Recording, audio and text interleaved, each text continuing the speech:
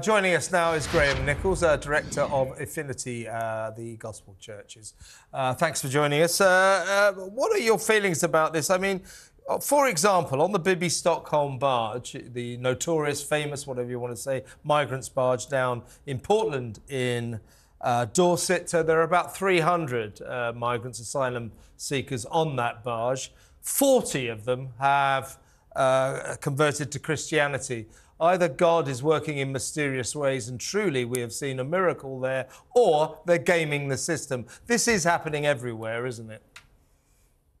I don't know whether they're gaming the system because I don't know what their story is. I understand Come on, 40 out of 300. Hold on.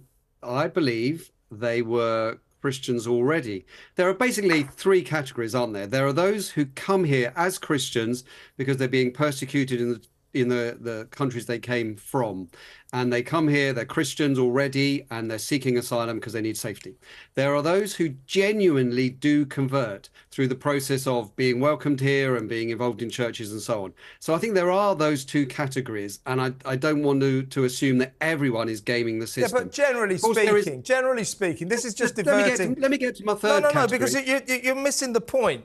You know, clearly this is a disproportionate number of people, migrants, claiming Christianity in order to endorse and help their asylum applications. So for example, Abdul Ezedi, the alkali attacker in Clapham, who converted to Christianity and then told all his mates he was still a good Muslim.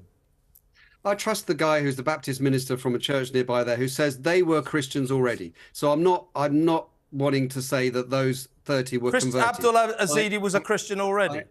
No, he wasn't involved in the Bibby Stockholm. I'm talking about the Bibby Stockholm one, where I believe they were Christians already. So I take that on face value, and someone else has got to make some assessment of that and about how genuine they are and how much in danger there are. There are the third category, which I didn't quite get to, which was, of course, there are people who are gaming the system. I'm not naive about that. Okay. The churches I represent are aware that sometimes people come along and there's something suspicious about either the manner that they're introduced or the eagerness they have to be baptized, or the fact that they're sort of parroting things but they don't seem to genuinely believe. But in the end, it's not for us to decide. But we're not naive that sometimes that happens. But also, people do genuinely convert to Christianity. Yeah, do you know, I often wonder, I think it puts an unfair strain on the church, and I would actually lay blame really at the Home Office when it comes to the sort of boxes you can tick in order to claim for asylum. And I think if you've had asylum refused first time round, then you come back and say, I've become a Christian, perhaps that box shouldn't be available. Do you find it quite a challenging environment to work in? I mean, I go to church. My church it's centre of London, very modern church, very multicultural in that respect. And it's wonderful looking at the congregation and seeing people from all over the world of all different ages all gathered together. And so I just think it must put a huge onus on vicars whose job is to introduce people to the ways of the church and to the Bible, to actually then also have to play Home Office monitor.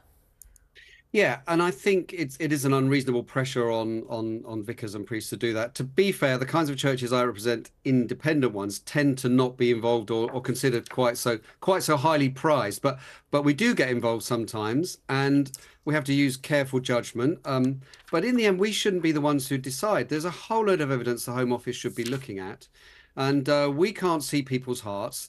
But I don't want anyone to get the impression that we're naive and we think everyone who says they're a Christian is a Christian. Yeah. It depends on what they understand by what they're saying and what their motives seem to be. But in the end, we can't judge that. And I don't think this is the significant problem. There are many other issues to do with the whole asylum process that are worth looking into, rather than the relatively small issue of potential converts. As a kind of source of some compromise between you, me and Alex, how about this, right?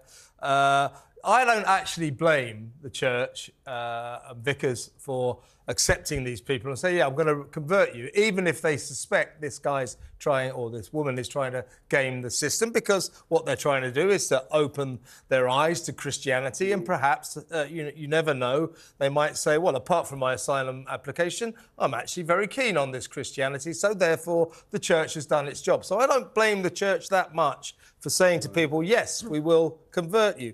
What I think we should do is extract the factor of converting to Christianity to in any way affect your application for asylum. In other words, if you convert to Christianity, officially, legally, in every respect, it makes no difference whatsoever to your asylum application. That would be a happy compromise, wouldn't it?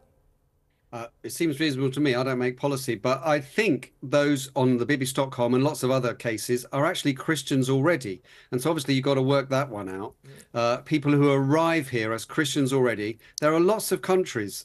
You look at the Open Doors World Watch map of the world. There are countries where there's severe persecution. The worst place to be a Christian is North Korea, but scaling down from that, there are Christians who are persecuted for religious reasons, not just for anti-religious reasons.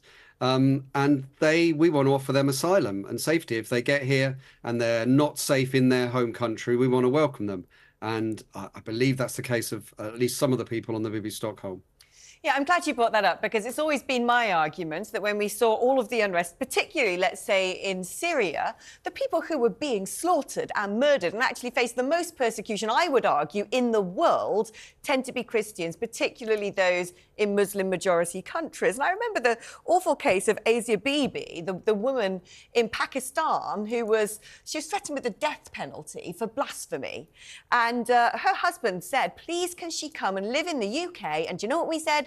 No, because it might upset some of the extant communities we already have here. And I thought that was utterly appalling. And I think it's important to point out that you do get a lot of Christians fleeing the Middle East in particular because their lives are very much under threat. But, you know, going forward, I mean, the other thing that I think is important to talk about is integration. We often talk about when people come here, we would like them to adopt our ways of life and our culture. And we do predominantly still live in a Judeo-Christian society. Surely, if someone comes along and says, I'm interested in attending church, that is potentially a step in the right direction of them integrating into a community. It could be part of the process. Obviously, there are lots of other cultural values that we have. But yeah, integration is really important, whether they become a Christian or not. Keeping our laws, but also our cultural values and the respect and tolerance that I think is really good about this country. I mean, I am free at the moment, at least, to still say Jesus is the only way to God or something like that without actually being put in prison. I'm allowed to talk about sin without being put in prison at the moment. And that freedom is something we want to cherish, and we want to allow people of other faiths and no faith to express themselves freely as well, and for there to be a marketplace for ideas. And, you know, we hope the truth will prevail.